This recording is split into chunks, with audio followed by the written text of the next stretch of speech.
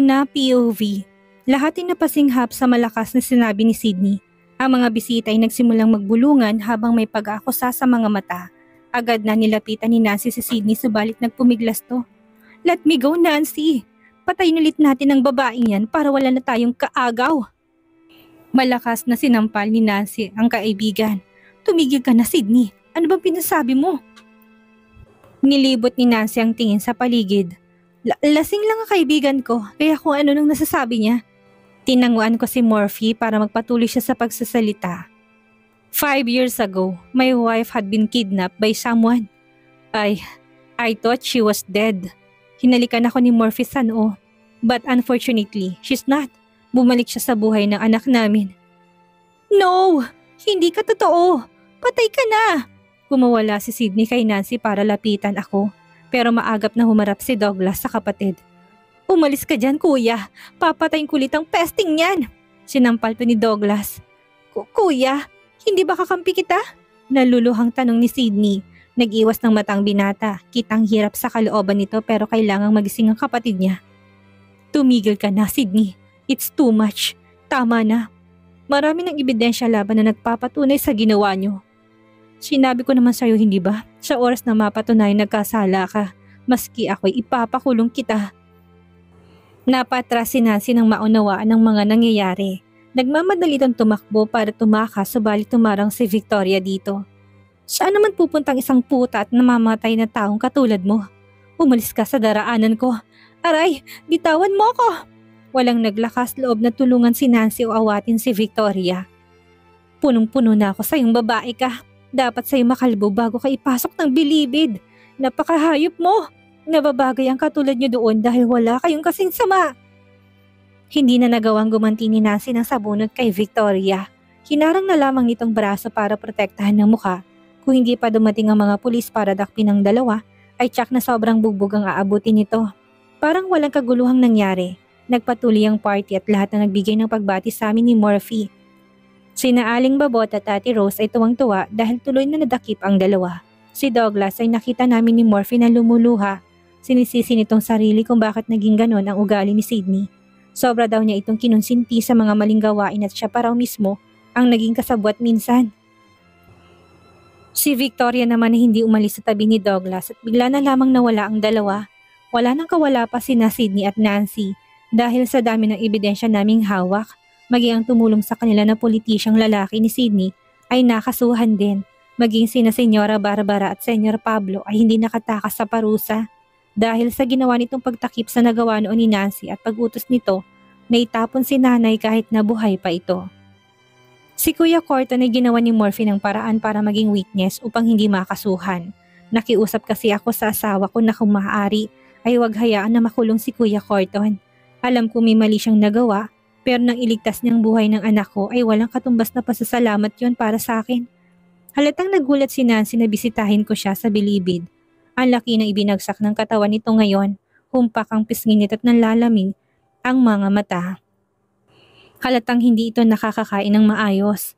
Sa bagay, ano bang aasahan ko? Hindi naman ito sanay sa ganitong buhay, kaya talagang magiging kaawa-awa ang kanyang lagay. Anong ginagawa mo ditong peste ka? Malakas na hinampas ng pulis si Nancy gamit ang baston na magtangka itong tumayo, kaya napangiwi ito sa sakit. Kung noon ay baka masindak pa ako sa ganitong aksyon niya, ngayon ay wala na akong makapangtakot. Kaya ko naman sila noon ni Sydney sasakitan, hindi lang ako lumaban dahil ayaw ko maging katulad nila. Hindi rin ako makalaban noon dahil pinoprotektahan kong tiyan ko para hindi masaktan si Marcos noon sa aking tiyan. Kumuyom ang kamay ko nang maalala si nanay. Nakakatulog ka pa ba sa gabi matapos ang patay ng nanay natin? Natigilan siya. Napansin ko nagsimulang manginig ang kamay niya. Anong klase kang anak at nagawa mo sa kanya yon? Malakas nitong hinampas ang kamao sa mesa. Aksidenteng nangyari. Pero hinayaan mo pa rin siya. Hindi ko na napigil ang pagtaas ng emosyon ko. Kung hindi ka pumayag noon na ipatapon sila si nanay at dali na lamang siya sa ospital ay kasama ko pa rin sana siya. Gumuhit ang hinanakit at pagkamuhi sa mata ni Nancy. Para makasama ka? Ha? Nalilisik ang mga matang tumingin sa akin. Mas mabuting mamatay siya. Binigay niya ako kila Lola at hinayaan na kunin nila. Binusog ka niya ng pagmamahal samantalang ako hinayaan niya. Nagsimula itong humikbi. Alam mo ba kung gaano kasakit na makita kayo magkasama at magkayakap? Anak niya rin naman ako. Pero hinayaan niya ng iba na magpalaki sa akin. Bakit ha? Dahil siyang dahilan kung bakit namatay si Daddy? Dahil kamukha ako ni Daddy? Napaluha ako. Ngayon, malinaw na sa akin ang lahat. Yan bang sinabi sa'yo ni Lolo't Lola? Mas lalong bumuhos ang luha ko nang makitang kwintas na suot niya. Kapareho ito ng binigay sa akin ni nanay noon. Kung ganun ay para pala ito kay Nancy at hindi para sa kanya. Yan bang itinanim sa utak mo ng dalawang matanda na yon? Hindi totoo na ibinigay ka ni nanay sa kanila. Sa pilitan kanilang kinuha kay nanay pagkaluwal pa lang sa atin. Wala siyang magawa dahil makapangyarihan ng mga Aquino. Ang naisip niyang paraan ay magtrabaho sa mansyon niyo para makasama at makita ka araw-araw. Nancy! Nagpakahirap si nanay na magtrabaho para sa'yo dahil mahal na mahal ka niya. Sinungaling ka! Hindi yan totoo! Panay ang pag-iling nito habang umiiyak. Nasa mansyon siya dahil gusto niyang maambunan ng pera sa oras na makuha niyang loob ko. Hindi niya ako mahal at yun ang totoo. Alam mo bang 2 years ago ay buhay pa si nanay? Natigil ito sa pagsasalita habang nakaawang ang labi. Halatang hindi ito makapaniwala sa narinig. Lumaban si nanay ng halos 13 years, Nancy. Lumaban siya. Alam kong hindi lang para sa akin, maging sa'yo. Malungkot ko siyang initian. Hanggang sa huli, lumaban siya para makasama niya tayo. Tuluyan na itong napahagulhol ng iyak. Walang salita, tanging pag-iyak lang. Bakas ang labis na pagsisisi at sakit. Subalit huli na, hindi na kailanman ito maitatama ang maling nagawa. Magdusa ka dito, Nancy. Habang buhay mong pagsisisihan ang ginawa mo hindi lang kay nanay, maging sa amin ng anak ko. Pinahid kong luha at may puot sa matang tumingin sa kanya. Hindi kita mapapatawad dahil hindi lang si nanay ang nawala dahil sa inyo ng lolo at lola mo. Mutik mo na rin kunin sa akin ang anak ko. Iisa man ang dugong nananalaytay sa ating dalawa. Para sa akin ay hindi kita kapatid. Mas lalo tong napahagulhol ng iyak sa huli kong sinabi. Habang buhay ay gusto kong pagdusahan niyang ginawa niya. Mabuhay siya sa lungkot, sakit at pagsisisi dahil nararapat lang ang lahat ng yun sa kanya. Maging ang magulang ng tatay ko na sina Senyora Barbara at Senyor Pablo ay pinuntahan ko rin sa kulungan. Nasusuklaman ako sa kanila ay gusto ko pa rin silang makitang nagdurusa sa loob ng kulungan. Ilang beses silang humingi ng tawad sa akin. Hiniling din ng mga ito na kung pwede ay sila na lang ang parusahan at hindi na si Nancy. Masakit. Apurin naman nila ako pero hindi nila ako minahal dahil lang sa kamukha kong nanay ko. Ngayon ay alam ko na kung anong pakiramdam ni Nancy. Pero para sa akin ay hindi pa rin sapat iyon para gumawa ka ng masama sa kapwa dahil palagi lang nakaabang ang karma. At tama nga si nanay, may karma para sa mga taong masasama. Katulad ngayon, sa kabila ng matagal na panahon ay natanggap din nila ang parusang para sa kanila at wala na nga silang kawala pa. Binigyan ni Morphy ng malaking pabuya si Kuya Corton pero hindi nito tinanggap. Sapat na daw na pinaniwalang sala siya para makasama pa niya si Lola Sita ng matagal. Ayaw rin sanang tanggapin itong bahay at lupang ibinigay naming mag-asawa. Kung hindi lang ako nagbanta sa kanya na kukunin ko na lang si Lola Sita para magkaroon ng maayos na tirahan. Saka may nobya na rin pala si Kuya Corton at kasalukuyang nagdadalang tao na kaya naman hindi na ito nakatanggi pa. Si Sydney, pinuntahan ko rin siya sa Bilibid, kaya lang hindi ito tumigil sa pagwawala na para bang nawala na sa katinuan. Nakasuhan din ito ng murder, kaya naman habang buhay itong makukulong. Ito palang pumatay sa ex ni Morphy na si Belinda. Ayon kay Morphy, sinisi niya ang sarili dahil naaksidente ito matapos nang makipaghiwalay. Akala ni Morphy ay naaksidente ito dahil sa kanya, pero hindi pala, dahil si Sydney pala ang may sala. Katulad ni Nancy ay sagad sa buto ang kasamaan nito. Maging si Douglas ay hindi makapaniwala sa nalaman. Umusal ako ng maikling panalangin sa harap ng puntod ng nanay at tatay ko kasama si Morphy. At ang anak naming si Marcus, tumulong luha ko na maramdaman ang pag-ihip ng malamig na hangin na para bang yumaya pa sa akin. Hindi ko man sila nakikita ay nadadama ko na kahit wala na sila sa mundong ito, ay patuloy nila akong babantayan at gagabayan. Hindi na naging normal ang lahat sa amin simula na magbalik ako. 2 taon ang nakalipas. Paano ko nasabi? Paano kasi halos 50 kataong bodyguard namin? Diyos ko, daig pa namin ng isang Hollywood celebrity sa bawat lakad namin ni Morphy. Maging ang anak namin si Marcos ay napakaraming bodyguard. Nagrereklamo na nga minsan ng anak namin dahil maging sa pag-ihi ay meron itong bantay. Wala namang kaming magagawa dahil final ang decision ni Murphy na magkaroon kami ng maraming bantay. Inintindi na lamang namin ni Marcos dahil alam naman namin na natatakot lang ang daddy nito na maulit ang nangyari noon. Bumalik na rin ako sa pag-aaral ko, yun nga lang ay homeschool ako. Teka, homeschool ba pa rin ang tawag sa pag-aaral sa opisina? Oo, tama. Hindi ako sa mansyon nag-aaral, kundi sa mismong office ng asawa ko. Gusto ni Morphy na palagi niya akong nakikita. Mawala nga lang ako saglit sa kanyang paningin kagad na natataranta ito. Napansin ko sa kanya na naging nerbiyoso na to. Talagang nadala na ito sa nangyari noon. Pagkalipas ng mga taon ay tuluyan na akong nagtapos sa pag-aaral. Sobrang saya ko dahil meron na akong diploma. Proud na yumakap sa akin si Morphy at hinalikan pa ako sa noo. Si Marcos naman ay ganun din. Kumunot ang noo ni Morphy at hinawakan ang pisngi ko. Wife, hey, are you okay? Nag-aalalang tanong nito sa akin. Gusto ko mang sumagot ng oo, hindi ko magawa. Paano ay nagdalawa siyang bigla sa paningin ko. Nahihilo ako. Luna! Ang malakas niyang pagtawag ang huli kong narinig bago ako nawala ng malay. Pagdilat ko ay alam ko na kaagad na nasa ospital ako base sa paligid ko. Hawak ni Morphy ang kamay ko habang maluha-luha ito. Teka, bakit parang nangyari ng senaryong ito dati? Si Marcos naman ay kabaliktaran ng amang reaksyon. Todo ngiti kasi ito na para bang kay saya niya. Todo alalay sa akin si Morphy umupo ako. Anong gusto mong kainin, mahal kong asawa? Langkang makinis ang balat, santol na walang buto, manggang maalat, itlog na walang egg yolk, maninalasang tahong o ako na lang ang kakainin mo. Bahagya ako natawa sa huli niyang tanong pero agad din ako natigilan. Tandang-tanda ako na itong tinanong niya sa akin nung araw na buntis ako. Awang ang labi na tanong ko. Nang tumango siya sa akin ay tuwang-tuwang yumakap ako sa kanya. Sa sobrang saya ko ay naluha pa nga ako. I hope it's a boy. Pareho kaming tumingin ng may pagtataka kay Marcos na magsalita ito. Mommy, mahirap kapag babae. Sigurado na lalong hihigpit tong si Daddy. Baka gawin na niya 1,000 bodyguard natin. Tinalo pa natin ang presidente ng Pilipinas nito eh. Tawa ko ng tawa sa sinabi ng anak namin. Si Morphy naman ay nagkibit balikat sabay-sabing, gagawin ko pang 2,000. Dad! Angal ni Marcos di kinatawa naming mag-asawa. Ito naman kasing asawa ko, ayaw pa rin bawasan ng mga bantay namin. Kaya itong panganin namin ay nahihiya na.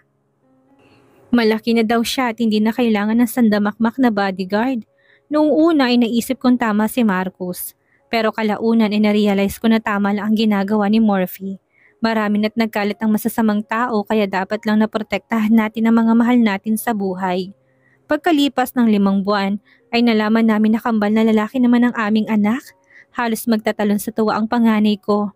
Si Morphy naman ay masaya rin. Ang loko. Sundan daw kaagad namin ng babaeng kambal kapag nanganak na ako. Akala yata madali lang ang manganak. Wife, sa tingin mo, sinong kamukha ng anak natin? Ikaw o ako? Tanong ni Morphy habang nagbabalat ng mansanas para sa akin. Tinatadong pa ba yan, Dad? Malamang yung mga bodyguard namin. Sila kasi ang palaging nakikita ni Mommy kaya napaglihihan. Ouch! Daing ni Marcos nang batuhin to ng mansanas ng ama. Aba, loko kang bata ka. Bumalik ka dito. Wika ni Morphy. Paano kumaripas ng takbo si Marcos? Ganito magbonding ang mag-ama ko, parang mga bata ko minsan. Pero malakit mataas ang respeto ni Marcos kay Morphy. Sa katunayan, isang seryosong utos lamang ay susunod na kaagad ang anak namin sa kanya. Napangiwi ako na makaramdam ng kirot sa tiyan. Nung una ay nawawala din ng sakit subalit nung mga sumunod ay hindi na't nagtuloy-tuloy na. Morphy, manganganak na yata ako. Imporma ko sa kanya at pinagsisihan ko kaagad. Nang tumingin kasi ito sa pagitan ng hita ko at may nakitang dugo ay nawalan to ng malay. Pasabi-sabi pa ito na gusto niya ako makitang manganak pero nauna pang nawalan ng malay. Habang sakay kami ng sasakyan ay katabi ko pa si Morphy na wala pa ring malay. Bumalik lang ang malay nito nang bababa na kami ng sasakyan. Pero nang mapatingin itong muli sa hita ko ay nawalan na naman ng malay. Ayun, nauna pa itong isinakay sa stretcher kesa sa akin. Puno ng pagmamahal na tinignan ko ang kambal naming anak na sina Thunder at Logan. Katulad ni Marcos ay kamukha ng ama ang mga ito, maliban sa buhok at kulay ng balat. Kung kulot at maputi si Marcos, ang dalawa ay hindi. Sa bagay bata pang kambal at magbabago pang mga itsura.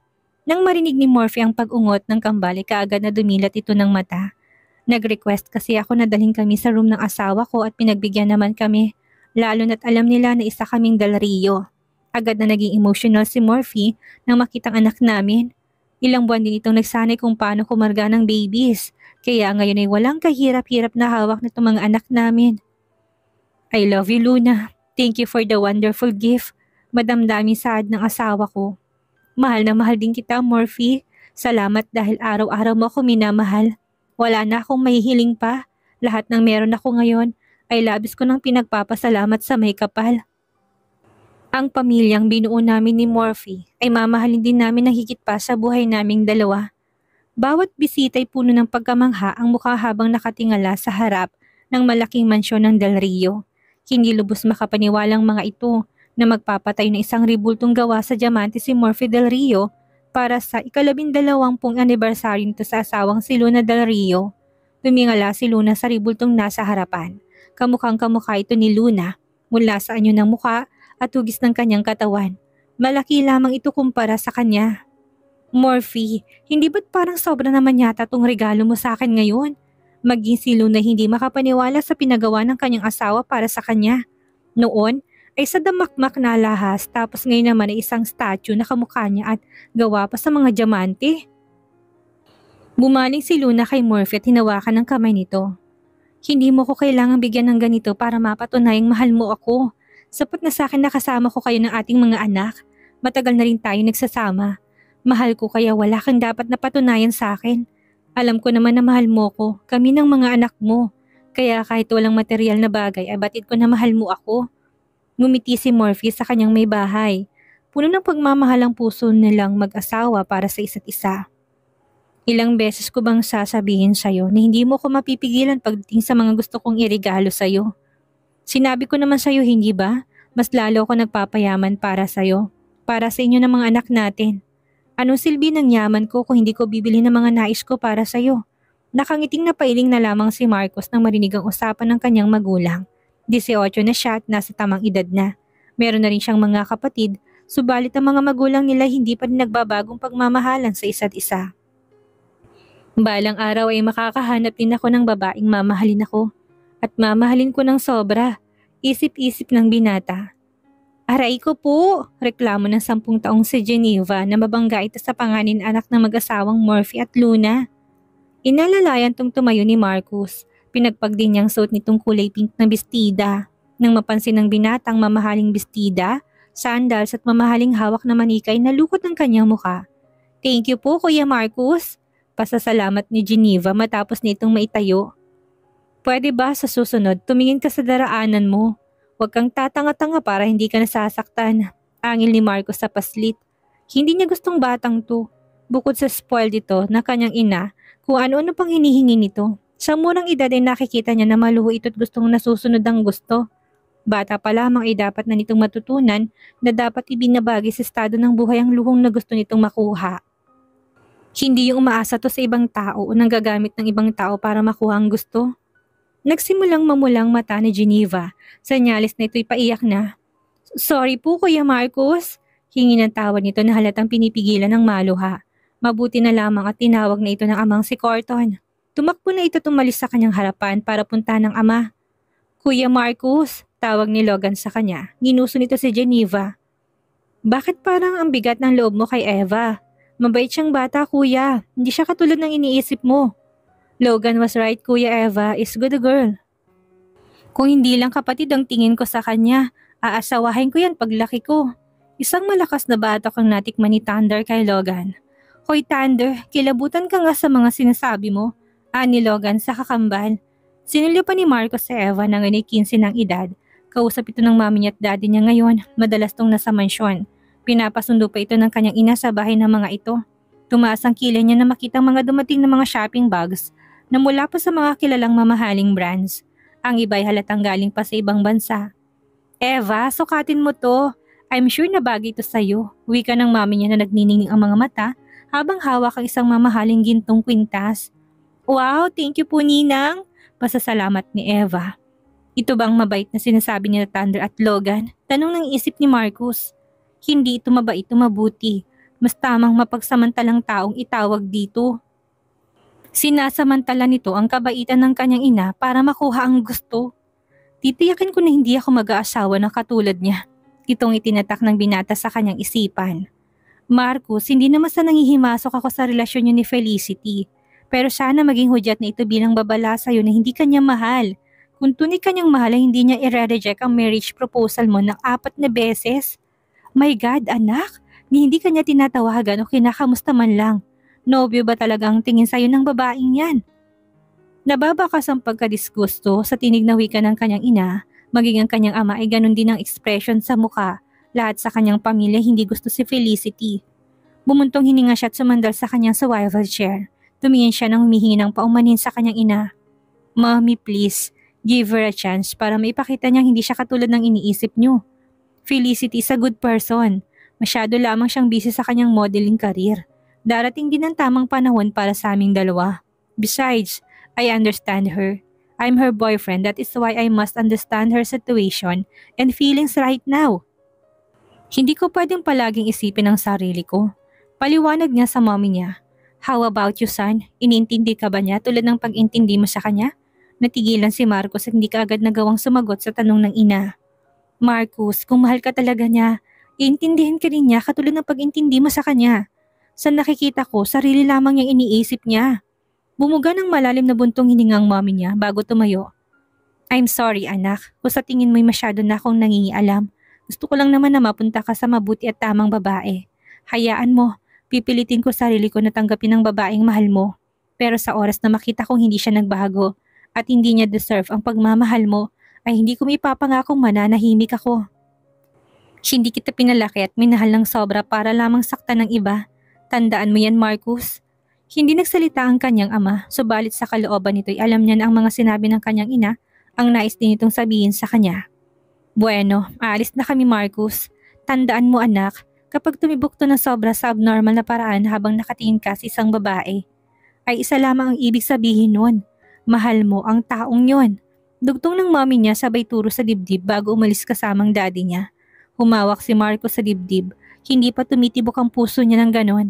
Kahit sa nobya, hindi pa nangyaring tumibok ang puso niya dito ng ganon. Napailing na lamang ang binata. Si mami talaga, kung ano-anong sinasabi, wika na lamang niya. Hindi sa tibok ng puso binibase ang pagmamahal, at yon ang paniniwala niya.